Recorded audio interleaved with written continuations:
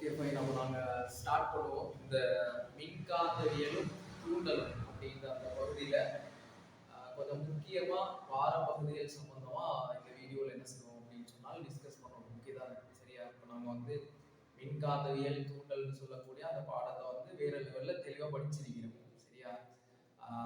அதில் இந்த வித்தியாசமான ஒரு சில பகுதிகள் வர மாதிரி கொஞ்சம் வர மாதிரி கெஸிங் கொண்டு விளக்குது.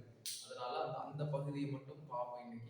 அடுத்தது அது இல்லாமல் எலக்ட்ரானிக்ஸில் வந்து நாங்கள் அந்த டிரான்சிஸ்டர் ஸ்விட்சாக எப்படி வேலை செய்யும், அதே மாதிரி அந்த எல்டிஆர்லாம் செட் பண்ணுறது எப்படி அப்படின்றது அந்த வீடியோஸும் தொடர்ச்சியாக உங்களுக்கு இந்த வியாழன் அல்லது வெள்ளிக்கிழமையில மாதிரி உங்களுக்கு கிடைக்கும் சரியா. ஸோ இந்த வீடியோவில் என்ன செய்ய போகிறோம் அப்படின்னு சொன்னால் அந்த மின்காந்தவியல் தூண்டல் அப்படின்ற அந்த பாடத்தில் நாங்கள் படித்த விஷயங்களை அப்ளை பண்ணி ஒரு மாதிரி ஒரு கேள்வி ஒன்று வாரத்துக்கான ஒரு சான்ஸ் ஒன்று இருக்கிற ஒரு பகுதி ஒன்றை டிஸ்கஸ் பண்ண போகிறோம். ஆல்ரெடி ஒரு செயற்பாடு அப்படின்னு சொல்லி உங்களோட புக்கில் அது இருக்கும். நாங்கள் அந்த பகுதியில் அந்த செயற்பாடு அப்படின்றதால அந்த டைமில் பார்க்கல. இப்போ வந்து கொஞ்சம் தெளிவாக என்ன செய்யணும்னு சொன்னாலும் பார்த்துக்கணும். ஓகே தானே. இதில் இப்போ இந்த மாதிரி நாங்கள் கம்பிகள் எடுக்க போகிறோம் சரியா. 1 2 இல்லை, நிறைய கம்பிகள் என்ன செய்ய போகிறோம்னு சொன்னால் இப்படி ஒன்றோட ஒன்று சேர்த்து நாங்கள் கட்ட போகிறோம். ஸோ இதை நாங்கள் மெல்லிரும்பு கம்பி அப்படின்னு சொன்னாலும் சரி, அப்படி இல்லைன்னா கம்பிகளின் கட்டு அப்படின்னு சொன்னாலும் சரி. தானே இந்த மாதிரி கம்பிகள் எல்லாத்தையும் சின்ன சின்ன கம்பிகள் எல்லாத்தையும் சேர்த்து ஒரு கட்டு மாதிரி, ஒரு விறகு கட்டு மாதிரி கட்டி வச்சிருக்கேன். ஓகே சரிதான். ரைட். அப்ப இந்த மாதிரி கட்டுகளாக கட்டி வச்சிருக்கீங்க சரிதான். இதுல இப்ப என்ன செய்ய போறோம் அப்படின்னு சொன்னா நாங்க 2 படிச்ச விஷயங்களை அப்ளை பண்ண போறோம். அதுல அப்ளை பண்றதுக்கு முன்னுக்கு அந்த படிச்ச விஷயங்களுக்கு வந்து என்ன செய்வோம்னா நினைவுபடுத்திட்டு வந்துருவோம். ஏன்னா அப்ளை பண்றதுக்கு இங்க தேவைப்படும். ஃபர்ஸ்ட்ல உங்களுக்கு நினைவு இருக்க மாதிரி இருக்கும். ஒரு கரண்ட் கம்பி ஒன்றுக்கு அல்லது கடத்தி ஒன்றுக்கு நாங்க கரண்ட் அனுப்புற நேரம் அந்த கம்பியை சூழ இந்த மாதிரி காந்தப்புலம் உருவாகும் அப்படின்னு சொல்லி நாங்க படிச்சிருக்கோம். அதுதான் இதை வந்து சொன்னது யாரு அப்படின்னு சொன்னால் கிறிஸ்டின் அசெப்டின்னு சொல்லக்கூடிய ஆள் வந்து சொன்னார் இல்லையா. கிறிஸ்டின் அசெப்டின்னு சொல்லக்கூடிய ஆள் என்ன சொன்னாரு, ஒரு கடத்தியினூட ஒரு கம்பிக்குள்ள நீங்க கரண்ட் அனுப்புறீங்க அப்படின்னு சொன்னால் அந்த கம்பியை சூழ என்ன உருவாகும், காந்தப்புலம் உருவாகும் அப்படின்னு கதையை சொன்னார். எனக்கு தெரியும் உங்களுக்கு. ஸோ சிம்பிளா ஒரு கம்பி உள்ளுக்கு கரண்ட் அனுப்பினால் அது சூழ காந்தப்புலம் உருவாகுன்ற அந்த கதை தெரியும் உங்களுக்கு சரியா. அதை தெளிவான நம்ம அடுத்த கதை என்ன அப்படின்னா இந்த மைக்கேல் ஃபாரடே தெரியும் தானே. மைக்கேல் ஃபாரடேட அந்த கோட்பாடு. மைக்கேல் ஃபாரடே என்ன சொன்னாரு, அதாவது நீங்க கம்பி சுருள் ஒன்று எடுங்க சரியா. கம்பி சுருள் ஒன்று எடுங்க. அந்த கம்பி சுருள்ல ஒரு கல்வனோமானிய சரி அல்லது ஒரு ஆம்பியர் மானிய சரி வோல்ட் மானிய சரி செட் பண்ணுங்க சரிதா. செட் பண்ணிட்டு அந்த கம்பி சுருள் கிட்ட நீங்க ஒரு காந்தத்தை கொண்டு போற சந்தர்ப்பத்துல ஒரு சுருள் ஒன்று இருக்குது, ஒரு காந்தம் ஒன்று இருக்குது.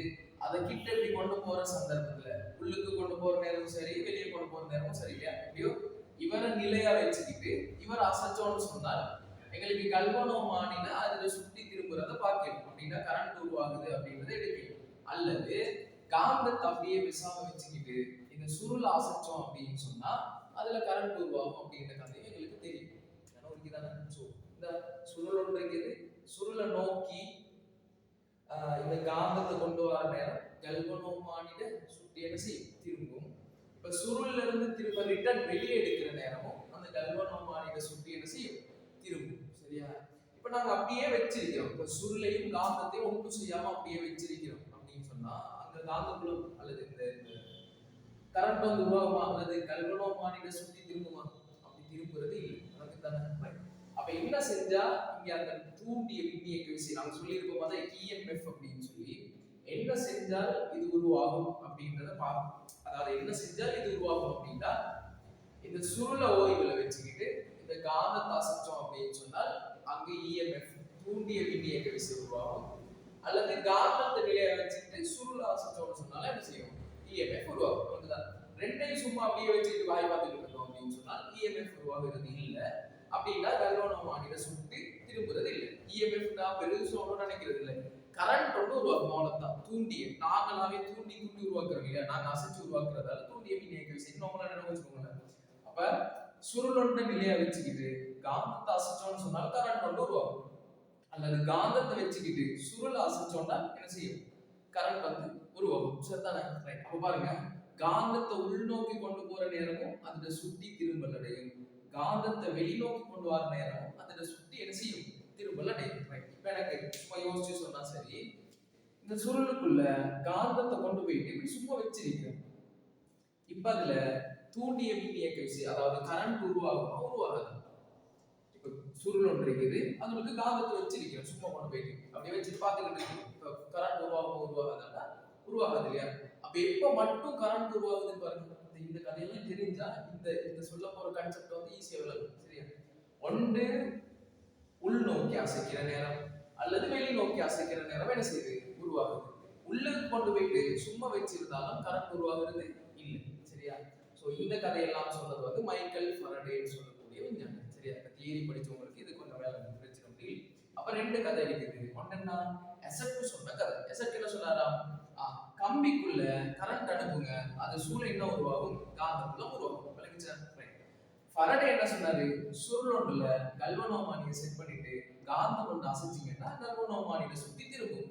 கல்வனோமானியை சுத்தி திரும்பினா என்ன அர்த்தம், கரண்ட் உருவாகுதுன்னு அர்த்தம். எப்ப கரண்ட் உருவாகும், ஒன்று காந்தத்தை உள் நோக்கி கொண்டு வரும் அல்லது வெளி நோக்கி கொண்டு வரும். இப்படி அசைச்சிக்கிட்டு இருந்தா தான் கரண்ட் உருவாகும். சும்மா வச்சுக்கிட்டு இருந்தோம்னு சொன்னால் கரண்ட் உருவாகிறது இல்லை. அல்லது காந்தத்தை நிலையா அப்படி வச்சுட்டு இவர் அசைச்சோம் அப்படின்னு சொன்னாலும் என்ன உருவாகலாம், காந்தம் இந்த மின் உருவாகலாம். சரியா? இந்த ரெண்டு கான்செப்ட் அடிப்படையா வச்சு செய்த ஒரு உபகரண அமைப்பு தான் இப்ப நாங்க பார்க்க போறோம். சரியா?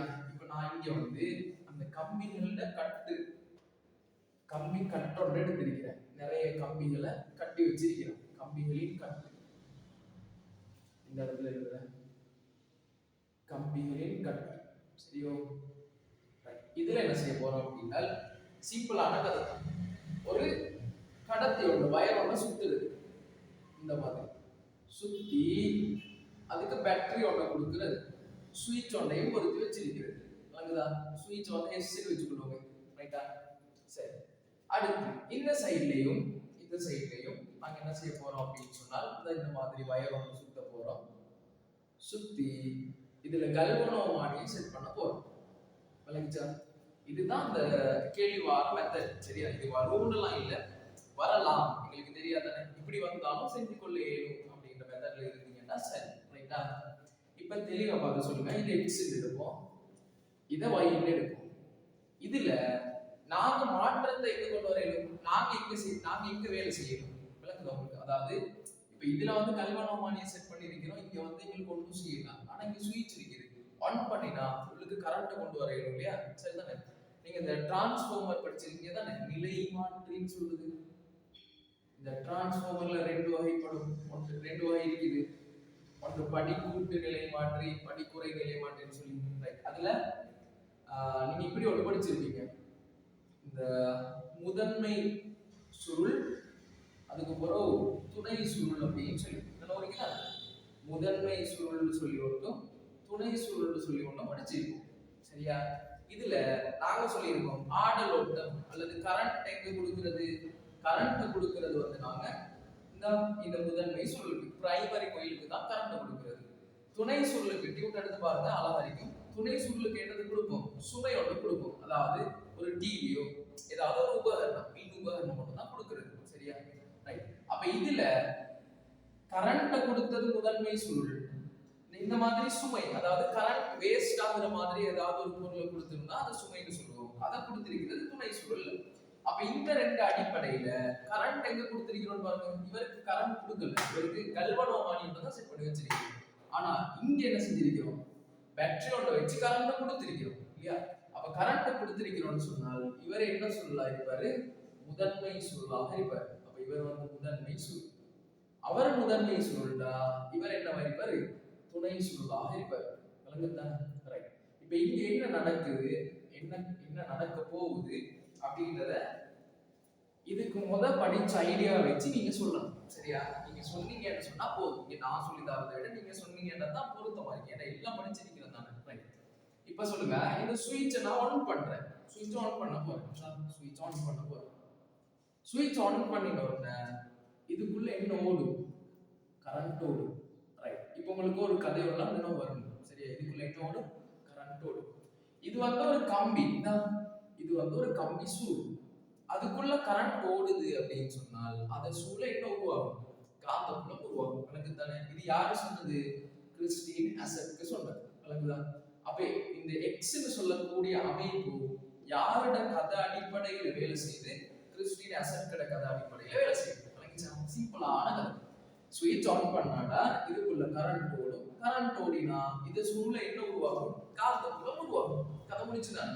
ரைட். இதை சொன்னது யாரு? கிறிஸ்டின் அசட்க்கு சொன்னது. ரைட்டா?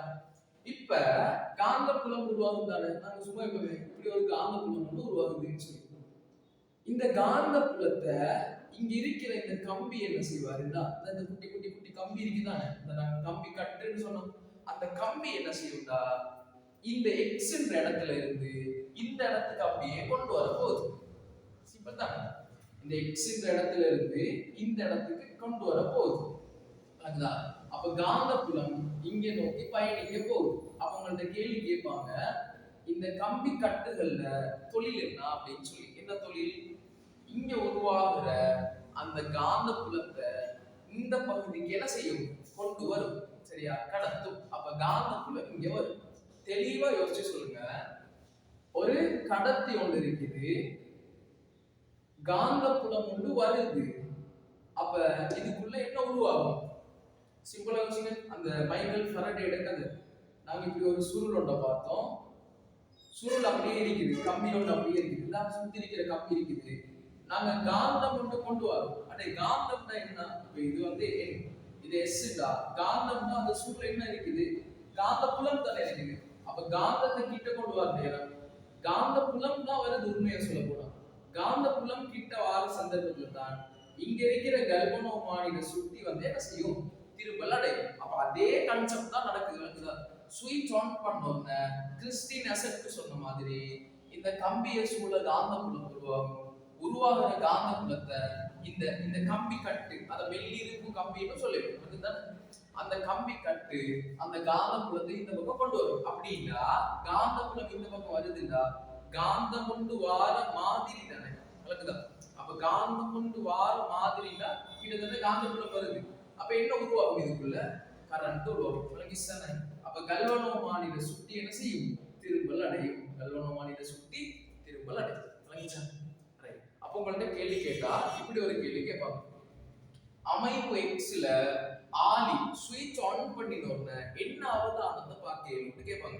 என்ன சொல்லுவீங்க? சுவிட்ச் ஆன் பண்ணோம்னா இந்த சூழல காந்தப்புலம் உருவாகும். அந்த காந்தப்புலம் இந்த பக்கமா கடத்தப்படும். கம்பி சூழலை நோக்கி காந்தப்புலம் ஒன்று வந்துச்சுன்னா தூண்டிய மின்னியக்க விசை உருவாகும். அப்ப கல்வனோமானிட சுட்டி திரும்பல் அடையும். அப்ப உங்களோட ஆன்சர் எப்படி இருக்கும்? கல்வனோமானியின் சுட்டி திரும்பல் அடையும் சொல்லியிருந்தார். அதை முடிச்சு விளங்குதான். அப்ப தெளிவா பார்த்துக்கொள்ளணும். சுவிட்ச் ஆன் பண்ணோம்னா இங்க இருக்கிற காந்தப்புலம் சரி இங்க இருக்கிற கல்வனோமானிட சுட்டி என்ன செய்யும் அப்படின்னு சொன்னால் திரும்பல காட்டும். விளங்கிச்சா? பிரச்சனை ஒன்றும் இல்லை தான். இப்ப அதை எழுதுவோம். ஃபர்ஸ்ட் சுவிட்ச் அதாவது எஸ் ஆன் பண்ணின உடனே எங்களுக்கு என்ன அவதானத்தை பார்க்கணும் அப்படின்னு சொன்னால் கல்வனோமானிட சுட்டி வந்து திரும்பலை காட்டும். கல்வனோமானிட சுட்டி வந்து திரும்பலை காட்டும். இப்ப தொடர்ச்சியா சுவிட்ச் ஆன் பண்ணிக்கிட்டே இருக்கிறோம். ரெண்டாவது கதைக்கு வந்துட்டோம். ரெண்டாவது கதை என்ன? தொடர்ச்சியா ஆன் பண்ணிக்கிட்டே இருக்கிறோம். இப்ப நல்ல அழகா தெளிவா யோசிச்சு சொல்லுங்க. தொடர்ச்சியா ஆன் பண்ணிக்கிட்டே இருக்கிறோம்டா கரண்ட் ஓடிக்கிட்டே இருக்கிறோம். கரண்ட் ஓடிக்கிட்டே இருக்குதுண்டா கிறிஸ்டின் அசட்கோட கதைப்படி காந்தப்புலம் உருவாகிட்டு இருக்கு. சரியா? காந்தப்புலம் உருவாகிறது எல்லாம் இந்த பக்கம் கடத்தப்பட்டுக்கிட்டே இருக்கு. விளங்குதானே? அப்படின்னா சுருளுக்கு காந்தப்புலம் கிடைச்சுக்கிட்டே இருக்கு. இப்ப இங்க கல்வனோமானிட சுத்தி திரும்பாதா? தெளிவா யோசிச்சு சொல்லணும். திரும்பாதா? சுவிட்ச் ஆன் பண்ணிக்கிட்டே இருந்தா காந்தப்புலம் இங்கிட்டு வந்துகிட்டே தான் இருக்கு. சரியா? அப்படின்னா கல்வனோமானிட சுத்தி திரும்பல் அடையுமா திரும்பல் அடையாதான்னு கேள்வி. என்ன நடக்காது. இப்படி யோசிங்க. நாங்க ஒரு கம்பி சுருள் ஒன்று எடுத்தோம் தானே, அதுல எப்ப இந்த கல்வனோமானிட சுட்டி திரும்பல் அடைஞ்சிச்சு? இந்த காந்தத்தை கிட்ட கொண்டு வர நேரம், உள்நோக்கி அசைக்கிற நேரம். உள்ளுக்கே வச்சிருந்தா, நீங்க முதல்ல தான் சொன்னீங்க, உள்ளுக்கே வச்சிருந்தா காந்த புலம் எப்பவும் காந்தத்துக்கு இருந்துகிட்டே தானே இருக்கும். உள்ளுக்கே வச்சிருந்தா, அசைக்காம அப்படியே வச்சிருந்தா காந்த புலம் தொடர்ச்சியா இருந்துகிட்டே இருக்கும். அப்ப காந்த புலம் தொடர்ச்சியா கிடைச்சுக்கிட்டே இருந்தா இங்க கல்வனோமானிட சுட்டி திரும்புறது இல்லை. விளங்குச்சா? அப்ப எப்ப திரும்பல் அடையும்? திருப்பி உள்ளுக்கு இருக்கிறத வெளியெடுங்க. அப்ப திடீர்னு மாறும் தானே, காந்தப்புலம் மாறும் தானே, மாறினா டக்குன்னு திரும்பும். நான் சொல்ற விளக்குதான். அப்ப சுருளொன்றை நோக்கி முன்னுக்கு கொண்டு வர நேரம் கல்வனோமானிட சுட்டி திரும்பும், டக்குன்னு வெளியில எடுக்கிற நேரம் திரும்பும். உள்ளுக்கே வச்சுட்டு வாய் பார்த்துக்கிட்டு இருந்தோம்னு சொன்னால் காந்தப்புலம் கிடைச்சிக்கிட்டே இருந்தாலும் கல்வனோமானிட சுட்டி திரும்புறது இல்லை. விளங்குச்சா? அப்ப இங்க நடக்கிறது இரண்டாவது படிமுறையில் நடக்கிறது அந்த கதை தான். தொடர்ச்சியா காந்தப்புலம் கிடைச்சுக்கிட்டே இருக்குதுடா, இவரை நினைப்பாரு என்ன ஒரே காந்தப்புலம் வந்துகிட்டே இருக்குது, மாறுதே இல்லையே, அசைதே இல்லையே, அசைஞ்சா தானே கரண்ட் உருவாக்க எனக்கு, அசைதே இல்லை, அப்ப நானும் பேசாம இருக்கிறேன்னு சொல்லி என்னத்தை உருவாக்காது, கரண்ட் உருவாக்காது. அப்ப ரெண்டாவது முடிவு என்னன்னா, தொடர்ந்து சுவிட்ச் ஆன் பண்ணினால், தொடர்ந்து சுவிட்ச் ஆன் பண்ணிக்கிட்டு இருந்தால் கல்வனோமானிட சுட்டி திரும்பல காட்டாது. விளங்குச்சா? திரும்பல என்ன செய்யாது, காட்டாது. இப்ப தொடர்ந்து ஆன் பண்ணிக்கிட்டே இருக்கிறோம்னா காந்தம் வந்து உள்ளுக்கு வச்ச மாதிரி அர்த்தம், அசைக்கலையே, அப்போ வராது. மூணாவது கதை. இப்ப சடனா சுவிட்ச் ஆஃப் பண்றோம். ஆஃப் பண்ற நேரம் என்ன நடக்கும்? திடீர்னு காந்த புலம் இல்லாம போகும். அப்படின்னா மாற்றம் கொண்டு வரும். இந்த இந்த வை அமைப்பு எப்படி வேலை செய்யுதா? இப்படி ஒரு கதையோட சொல்ல கேட்டுக்கோங்களேன். வை அமைப்பு வேலை செய்யறது, காந்தப்புலம் தன்னை நோக்கி வந்தா வேலை செய்யும், தனக்கிட்ட இருந்து விலகி போனா வேலை செய்யும். அதாவது புதுசா கிடைச்சா வேலை செய்யும். இந்த அமைப்பு இருக்குதானே, இங்க கல்வனோமானி வந்து அத சுட்டி எப்ப திருப்பும்னு சொன்னா, தன்னை நோக்கி காந்தப்புலம் வந்துச்சுன்னா திருப்பும், தனக்கிட்ட இருந்து வெளியே போயிருச்சுன்னா திருப்பும், தனக்குள்ளே இருந்தா என்ன செய்யாது, திருப்பாது, ஓரத்திலேயே நின்று பார்த்துக்கிட்டே இருந்தாலும் திருப்பாது, அசஞ்சா மட்டும்தான் திரும்பும் நான் வச்சுக்கோங்க. சரிதானே? அப்ப தொடர்ச்சியா ஆன் பண்ற நேரம் காந்தப்புலம் கிடைச்சுக்கிட்டே இருக்குதுன்னா மாறவே இல்லைன்னா அது திரும்பவே இல்லை. அதுதான் ரெண்டாவது சொல்லியிருக்கிறோம். இப்ப சடனா ஆஃப் பண்ற நேரம் உள்ளுக்கு இருந்த அந்த கிடைச்சுக்கிட்டே இருந்த அந்த காந்தப்புலம் திடீர்னு விட்டு போகும் இல்லையா? அப்ப டக்குன்னு என்ன செய்யும்? கல்வனோமானி திரும்பும். அப்ப ஆஃப் பண்ற சந்தர்ப்பத்துல, சரியா, ஆஃப் பண்ற அந்த சந்தர்ப்பத்துல கல்வனோமானிட சுட்டி திரும்பல காட்டும். கல்வனோமானிட சுட்டி திரும்பல காட்டும். அப்ப தெளிவா பாத்துக்கோங்க. அமைப்பு எக்ஸ் இருக்குது, அமைப்பு y இருக்குது. கரண்ட் கொடுத்திருக்கிறோம்னா முதன்மை சுருள். இங்க கரண்ட் வேஸ்ட் ஆகுற ஒரு அளவு வச்சிருக்கிறோம்னா துணை சுருள். சுமையோட பொறுத்திருக்கிறோம்னா துணை சுருள். ரைட். முதன்மை சுருள்ல சுவிட்ச் ஆன் பண்ணினா இந்த கடத்திய சூழல காந்தப்புலம் உருவாகும். அதை சொன்னது யாரு? கிறிஸ்டின் எசெட்க்கு. அப்ப அமைப்பு எக்ஸ் வந்து வேலை செய்யறது யார் மாதிரி? கிறிஸ்டின் எசெட்கிட்ட கதை மாதிரி. ரைட்டா? சடனா ஆன் பண்ணிடுவாங்க. திடீர்னு இந்த காந்தப்புலம் உருவாகி இந்த கம்பிகள் அந்த காந்தப்புலத்தை கடத்தும். அப்ப புதுசா போயிட்டு உள்ளுக்கு போகும். பாருங்க, காந்தப்புலம் அப்பதான் உருவாகி உள்ளுக்கு போகுதுன்னா காந்தம் அசைகிற மாதிரி. அப்ப டக்குன்னு அந்த மைக்கேல் ஃபாரடே சொன்னதை தூண்டிய மின்னியக்க விசை அடிப்படையில இங்க கரண்ட் உருவாகி கல்வனோமானிட சுத்தி திரும்பும். சரிதான்? அடுத்து இப்ப தொடர்ச்சி ஆன் பண்ணிக்கிட்டே இருக்கிறோம்டா, கிடைச்சுக்கிட்டே இருக்கும். அப்படின்னா காந்தம் அசையுதுன்னா கிடைச்சுக்கிட்டே இருக்குது. பாருங்க, நிக்கவே இல்லை, கிடைச்சுக்கிட்டே இருக்குதுன்னா காந்தம் புலம் அசையல்ல. அப்படின்னா இங்க என்ன செய்யாது? கரண்ட் உருவாகாது. அப்ப கல்வனோமானிட சுட்டி திரும்பல காட்டாது. அப்ப தொடர்ச்சி ஆன் பண்ணினா சுட்டி திரும்பல என்ன செய்யாது? காட்டாது. இப்ப சடனா ஆஃப் பண்ற நேரம் கிடைச்சுக்கிட்டே இருந்தது பாருங்க, திடீர்னு இல்லாம போகுது, அசையுதுண்டா கரண்ட் உருவாகி கல்வனோமானிட சுட்டி என்ன செய்யும்? திரும்பல அடையும். இப்போ ஆஃப் பண்ணியே வச்சிருக்கிறோம், என்ன சரி மாற்றம் வருமா? மாற்றம் வந்து வராது. இந்த கதையை சொல்லி கொடுக்குறா. அப்ப எக்ஸ் அமைப்பு வேலை செய்யறது கிறிஸ்டினா எசெட் கிட கதை அடிப்படையில, y அமைப்பு வேலை செய்யறது யாரு கதை அடிப்படையில? மைக்கேல் ஃபாரடே கதை அடிப்படையில். ரைட் தான்? ஸோ இங்கே அந்த கான்செப்ட் வந்து இதுதான். சரியா? தேவையாக இருந்தால் இந்த பகுதியில் வீடியோ நிப்பாட்டிட்டு எழுதி கொள்ளுகிறோம். இன்னொரு கடைசி கதை ஒன்று இருக்குது. அந்த கடைசி கதையை சொன்னால் இது முடியும். சரியா? ரைட். இப்போ பாருங்க, நாங்கள் படித்தது தானே அப்படியே அப்ளை பண்ணுறோம் இல்லையா? சிம்பிளான பகுதியோடு தான், அவ்வளோ பெரிய இஷ்யூ இல்லை. அதை படித்ததை அப்ளை பண்ணுறது படிக்கிறதுக்கான குட்டி அறிவு ஒன்று இருந்தால் போதும். அதுதான் சரி. இப்ப என்ன செய்ய போறோம்னால் இதுல பாருங்கள், இங்க வந்து நாங்க ஒரு கரண்ட் கொடுத்தோம் இல்லையா? உதாரணத்துக்கு வைங்களேன், நான் வந்து ஒரு 11 கிலோ வோல்ட் கரண்ட் ஒன்று கொடுக்குறேன்னு சொல்லி இங்க நான் கொடுத்தது 11 கிலோ வோல்ட் கரண்ட் அப்படின்னு வச்சுக்கொள்ளுமே. சரியா? டிரான்ஸ்ஃபார்மரா இருந்தா 1 வோல்டேஜ் கூட்டி தரும் அல்லது குறைச்சி தரும், அப்படித்தானே? இப்ப எங்களுக்கு தருது 230 வோல்ட் அப்படின்னு வச்சுக்கொள்ளுமே. சரியா? சோ இங்க உயர் அழுத்தம் இங்க தாழ் அழுத்தமா மாற்றப்படுது. நான் உதாரணத்துக்கு தான் எடுத்தேன், நினைச்ச மாதிரி பெருமானங்கள் கேட்கும். சரியா? உயர் அழுத்தம் தாழ் அழுத்தமா மாற்றப்படுதுன்னா என்ன நிலை மாற்றியாக இது தொழிற்படும். இப்ப சும்மா உங்களுக்கு இந்த மாதிரி ஒன்று தந்துட்டு இது வந்து 11 கிலோ வோல்ட் நாங்க கொடுக்குறோம், இங்க 230 கிலோ இந்த 230 வோல்ட் வந்து வருது அப்படின்னு பெருமானங்கள் தந்திருந்தாங்கன்னா எப்படி ஒரு கேள்வி ஒன்று கேட்பாங்க, இந்த அமைப்பு வந்து என்ன மாதிரி தொழிற்படுது அப்படின்னு சொல்லி. அதாவது இந்த நிலை மாற்றி மாதிரி, இந்த டிரான்ஸ்ஃபார்மர் மாதிரி தொழிற்படுது அப்படின்னா கூடினதை குறைக்கிறது யாரு?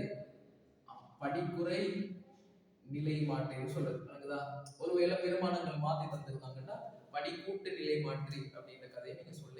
சரியா? எப்படியோ பாருங்க, இங்க கொடுக்கிறது ஹை வோல்டேஜ், இங்க கிடைக்கிறது லோ வோல்டேஜ். சரியா? கொடுக்கிறது ஹை வோல்டேஜ், கிடைக்கிறது லோ வோல்டேஜ். இப்ப சாதாரண எங்களுக்கு தெரியும் தானே, இப்ப 2 கரண்ட் வர கம்பிகள் இப்படி இருக்குது. நாங்க அந்த 2 கரண்ட் வந்துகிட்டு இருக்குது, 2 டச் பண்ணினா என்ன செய்யும்? அந்த தீப்பொறி மாதிரி வரும் தானே, ஸ்பார்க், அந்த அது வருவது தானே, ரைட்டா? டச் பண்ணினோம்னா அந்த தீப்பொறி வரும். ஏன் ரீசெண்டா அழுத்தம் கூட அழுத்தம் குறவு மாதிரியான கதை இது. சரியா? இப்ப இங்கேயும் அதே மாதிரி தான், இங்க பெரிய அழுத்தம், இங்க குறவான அழுத்தம். சரியா? அப்ப இதுக்குள்ள என்ன உருவாகும்? இதுக்குள்ள என்ன உருவாகும்? ஏன்னா ஒரே அமைப்பு தான், தனித்தனியா இருந்தா பரவாயில்ல, ரெண்டும் சேர்ந்து தானே இருக்குது. அப்ப அந்த தீப்பொறி உருவாகும் இல்லையா? நான் சொல்ல விளங்குது தானே. அப்படி என்றால் தீப்பொறி உருவாகும். அதாவது அந்த செயற்பாடு நடக்கும்னு சொன்னால் இந்த கம்பி சுருள் வந்து என்ன செய்யும்? வெப்பம் அடையும், வெப்பத்தை உருவாக்கும்.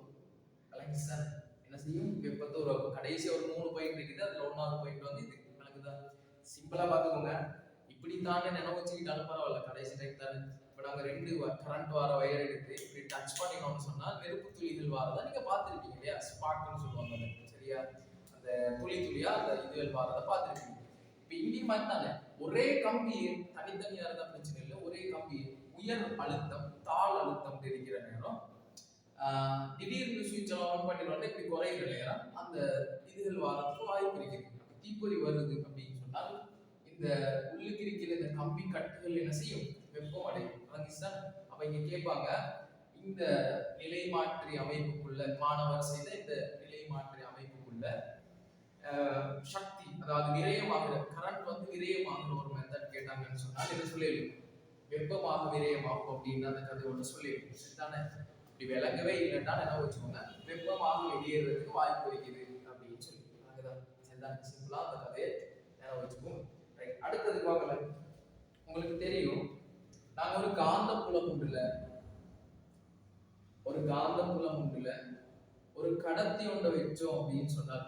சரியா? ஒரு காந்த புலத்துல ஒரு கரண்ட் ஓடுற கடத்தியை வச்சோம் அப்படின்னு சொன்னால் இந்த கரண்ட் ஓடுற கடத்தி வச்சா இந்த கடத்தி என்ன செய்யும்? அசையும். அதாவது கடத்தி மீது என்ன பிரயோகிக்கப்படும்? விசை ஒன்று பிரயோகிக்கப்படும். நினைவுக்குது அவங்களுக்கு?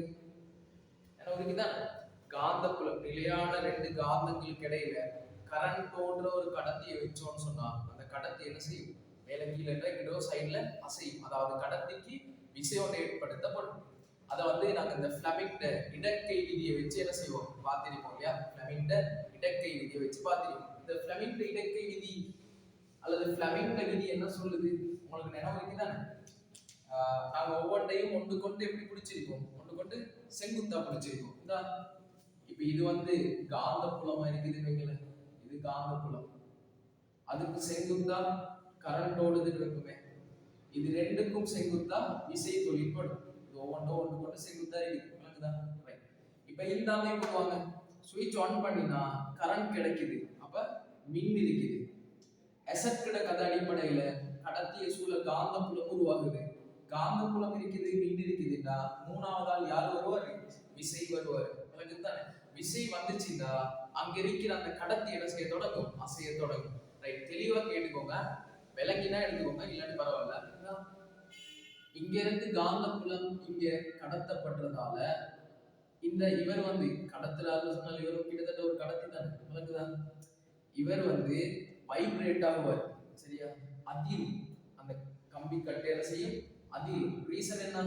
விசை உருவாகிறதா, விளங்குதா? விசை உருவாகிறதால என்ன செய்யும்? அதிரும், வைப்ரேட் ஆகும். திரும்ப பார்த்துக்கோங்க, சுவிட்ச் ஆன் பண்ண உடனே கரண்ட் கிடைக்குது.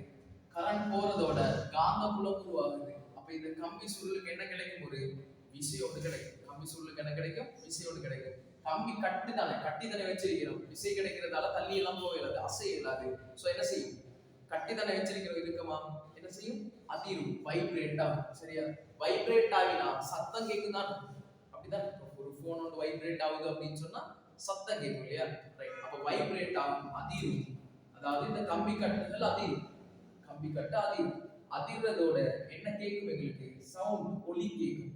அப்ப இங்க நாங்க கொடுக்கிற கரண்ட் வெப்பமாகவும் வெளியேறுது, ஒலி சத்தமாகவும் என்ன செய்யுது? வெளியேறுது. சத்தம் உருவாகிறதுக்கு காரணம் காந்தப்புலம் மின்புலம் இருக்கிற நேரம் மூணாவதால் யார் உருவாகுவாரு? விசை உருவாகுவார். என்ன வரைக்கும் தான் ஃப்ளெமிங் இயற்கை விதிப்படி இது வந்து காந்தப்புலம், இது கரண்ட்னு சொன்னால் அதை ரெண்டுக்கும் செங்குத்தா என்ன உருவாகும்? விசை உருவாகும். சோ காந்தப்புலமும் இருக்குது, கரண்ட்டும் இருக்குதுன்னா விசை உருவாகும். கம்பிகளை கட்டி வச்சிருக்கிறதால அசைய இல்லாது. சோ என்ன செய்யும்? வைப்ரேட் ஆகிட்டு தானே. அப்ப அதிரும். அதிர்ற நேரம், வைப்ரேட் ஆகுற நேரம் எங்களுக்கு வந்து ஒரு சத்தம் வந்து கேட்கும். ஸோ இதுதான் கதை. எப்படி எல்லாம் கேட்கணுமோ அப்படி எல்லாம் சொல்லி கொடுத்தாச்சு, ரைட்டா? அப்ப லாஸ்டா ஒரு தடவை பார்த்துக்கோங்க. இதுக்கு நாங்க கரண்ட் கொடுக்குறோம் வைங்கள, சும்மா உதாரணத்துக்கு உயர் அழுத்தத்தை கொடுத்து தாழ் அழுத்தமா மாத்துற நேரம் ரெண்டு வயர் டச் ஆகினாலே தீப்பொறி எல்லாம் வருதுடா. உயர் அழுத்தமும் தாழ் அழுத்தமும் ஒரே கம்பிகளுக்கு இடையில இருக்கிறதால என்ன செய்யும்?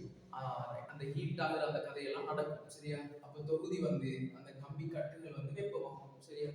அடுத்து இதுக்குள்ள கரண்ட் கொடுக்குறோம். அப்ப மின்புலம் இருக்குது, அப்ப காந்தப்புலம் உருவாகும். அது ரெண்டுக்கும் செங்குத்தான திசையில விசை வரும். கம்பிகளை இறுக்கமா கட்டி வச்சிருக்கிறதால அசையலாது. சோ என்ன செய்யும்? வைப்ரேட் ஆகும், அதிரும். அதனால அவருக்கு ஒலி, சத்தம் பிறப்பிக்கப்படும். அப்ப கரண்ட் வேஸ்ட் ஆகுற மெத்தட் வெப்பமாகவும் வேஸ்ட் ஆகலாம், சவுண்டாகவும் என்ன செய்யும்? வேஸ்ட் ஆகலாம். இப்போ உங்கள்ட்ட கேள்வி வந்து என்ன செய்யணும்? அப்படியே மாத்தி கொண்டு போயிடும். எப்படி? இப்ப மாணவர் ஒருவர் இதுக்குள்ள உருவாகிற வெப்பத்தை குறைக்கிறதுக்காக, சரியா, எனக்கு சொல்லுங்க, ஏன் அந்த நெருப்பு துளிகள் உருவாகுதுன்னு சொல்லி, ஏன் உருவாகுது? ரெண்டு வயரை நீங்க டச் பண்ணவும் தேவையில்லை, இப்படி கிட்ட கொண்டு வர நேரமே இது கடத்தப்படும் தானே, பார்த்துருக்கீங்களா? ரெண்டு வயரை நீங்க டச் பண்ண தேவையில்லை, இப்படி ரெண்டு வயர் இருக்குதுன்னு கிட்ட கொண்டு வர நேரமே இதுக்குள்ள கரண்ட் வந்து பாஸ் ஆகும். ரீசன் என்ன? வழியில் இருக்கிற இந்த நீர் மூலக்கூறுகள் அந்த மாதிரியான ஆட்கள் என்ன செய்யறதுன்னா கடத்துறது. நீராக இருக்கிற அதெல்லாம் வந்து கரண்ட கடத்தி விடும், வழங்குதான். அப்ப இங்கேயும் அது நடக்கிறது தானே. இங்க உயர் அழுத்தம், இங்க தாழ் அழுத்தம், இங்க எல்லாம் நீராக இருக்குது அப்படின்னு சொன்னா இவர் வந்து கடத்தி விட்டு தீப்பொறியை உண்டாக்கி, தீப்பொறி உண்டாக்குச்சுன்னா கட்டாயம் தொகுதி என்ன செய்யும்? வெப்பமாகும். அப்ப உங்கள்ட்ட கேள்வி கேட்கணும், மாணவர் ஒருவர் இங்க இருக்கிற நீராவி அகற்றதுக்காக முடிவெடுத்தாரு. நீராவி அகற்றினா வெப்பமாகாது, நீராவி அகற்றதுக்காக முடிவெடுத்தாரு. அதுக்காக என்ன செய்யணும் அப்படின்னு கேள்வி கேட்கணும். நீங்க சிம்பிளா என்ன சொல்லணும்? நீராவி அகத்துறிஞ்சக்கூடிய ஆட்களை சொல்லியிருந்தேன், அதுதான் என்னோருக்குதான். நீராவி அகத்துறிஞ்சிராக்கள் இருக்கிறாங்க இல்லையா, அவங்கள சொல்லி காட்டிலும். அப்படி இல்லைன்னு சொன்னால் ஒரு திரவம் கொண்டுக்குள்ள இந்த தொகுதியை கொண்டு போயிட்டு மூழ்கடிச்சு விட்டா சரி. இதுதான் கம்பி கட்டுகள் இருக்குது. இந்த தொகுதியை ஒரு லிக்விட், ஒரு திரவம் ஒன்றுக்குள்ள போட்டு வச்சிட்டோம்னு சொன்னால் அங்க வெப்பம் உருவாகாது. சொல்லுங்க, இப்ப ஒரு திரவம் ஒன்றுக்குள்ள போட்டு இவர் அமிழ்த்துறோம்டா, அந்த திரவத்துக்கு என்ன இயல்பு இருக்கணும்? அந்த திரவத்துக்கு என்ன இயல்பு இருக்கணும்? இப்ப இப்படி இருந்தா வெளியில இருக்கிற நீராவி அந்த கரண்ட கடத்துறதால தானே தீப்பொறி எல்லாம் வருது, வெப்பம் ஆகுது. திரவத்துக்குள்ள கொண்டு போயினாலும் இவரும் கடத்துற மாதிரி ஆளா இருக்கணுமா? இருக்கக்கூடாதா? இருக்கக்கூடாது. அப்படின்னு இந்த திரவத்துக்கு என்ன இயல்பு இருக்கணும்? வெப்பத்தை கடத்தாத ஒரு இயல்பு இருக்கணும். வெப்ப கடத்தியா இருக்கக்கூடாது, வெப்ப காவலியா இருக்கணும். என்ன வெப்ப காவலியா இருந்துச்சுன்னு சொன்னால் பொறுத்த மாதிரி அந்த மாதிரியான கேள்விகள் கேள்வி, சரிதானே? ஸோ சிம்பிளான கதைகள் அது, சரியா? அப்ப நீராவி அகற்றதுக்காக யாரை பயன்படுத்தினா நீங்கள் அந்த சொல்லிடும் மக்கள் நீராவியாக துறிஞ்சிறாக்கள் சிஎஸ்சிஎல்லாம் இருக்கிறாங்க தானே, அவங்களாம் நீராவியாக துறிஞ்சுவாங்க, அவங்கள பயன்படுத்திடும் அப்படின்னு கெமிஸ்ட்ரியோட கொஞ்சம் தொடர்புபடுத்தி கதைகளை சொல்லிடும். ஸோ இந்த மாதிரி ஒரு கேள்வி வந்துச்சுன்னா எப்படி செய்யறது, ஏன்னா இந்த செயற்பாடு வந்து புக்கில் இருக்குது எனக்கு தானே. ஸோ எப்படி செய்யறதுன்றதுக்கான ஒரு சிம்பிளான கான்செப்ட் தான். விலங்கலாட்டி உங்களுக்கு வாட்ஸ்அப் நம்பர்லாம் தெரியும், மெசேஜ் போட்டு ஒரு சரியா. ஸோ இதைத்தான் சொல்லணும்னு நினைச்சேன். அந்த பகுதியிலையும் இப்போ சொல்லியாச்சு. ஏதோ டவுட் தான் கேட்டுக்கோங்க, கொஞ்சம் தெளிவாக பாருங்க சரியா, கொஞ்சம் தெளிவாக பார்த்துக்கோங்க. இந்த என்ன சரி பிரச்சனை இருந்தால் அதெல்லாம் கேட்டுக்கோங்க. Okay right. இதோட முடிச்சுக்கொள்ளும். அந்த டிரான்சிஸ்டருக்கு அந்த ஸ்விட்சாக தொழிற்படுறது அந்த கதைகள் டைம் ஒன்று இருந்தால் கட்டாயம் அதையும் அவங்களாம் வீடியோ எடுத்து